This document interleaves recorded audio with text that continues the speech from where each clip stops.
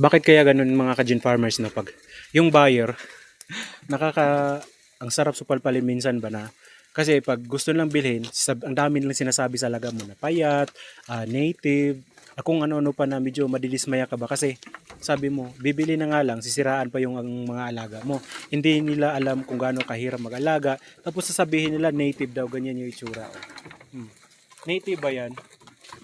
Diretso sabing native para gusto ibenta, sasaway na payat. May payat bang ganyan?